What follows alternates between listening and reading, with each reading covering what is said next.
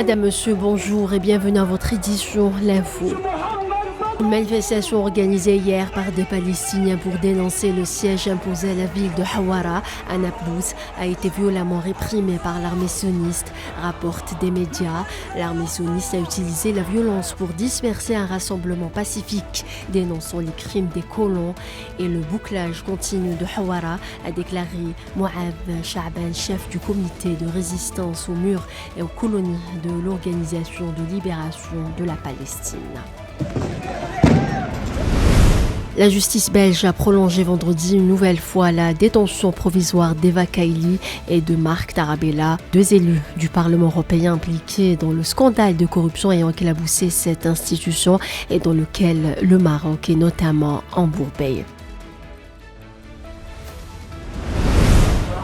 Au moins 17 personnes ont été tuées et des dizaines blessées hier à Jakarta, la capitale indonésienne, dans un incendie déclaré dans un dépôt de carburant géré par l'État et que les pompiers ont réussi à maîtriser selon les autorités.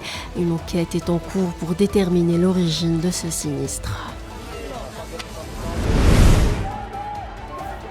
Un vaste mouvement de colère s'est emparé de la rue en Grèce vendredi soir après la catastrophe ferroviaire qui a fait 57 morts à Larissa, rapportent des médias. La Russie ne comptera plus sur ses partenaires occidentaux dans sa politique énergétique, a déclaré vendredi le ministre russe des Affaires étrangères Sergueï Lavrov. Les Nations Unies et leurs partenaires se réuniront du 5 au 9 mars courant à Doha à l'occasion de la conférence des pays les moins avancés, le but étant de proposer un nouveau pacte en soutien aux pays dont les vulnérabilités ont été les plus exposées par la pandémie de Covid-19. Le président de la Commission de l'Union africaine, Moussa Faki, a félicité hier Bola Tinubu, le vainqueur de l'élection présidentielle au Nigeria, appelant toutes les parties à maintenir la paix et l'état de droit à la suite de l'élection.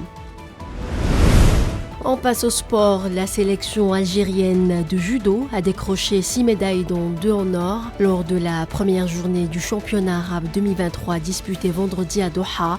La deuxième et dernière journée de compétition prévue ce samedi sera consacrée au poids lourd. C'est la fin de ce flash. Merci de l'avoir suivi.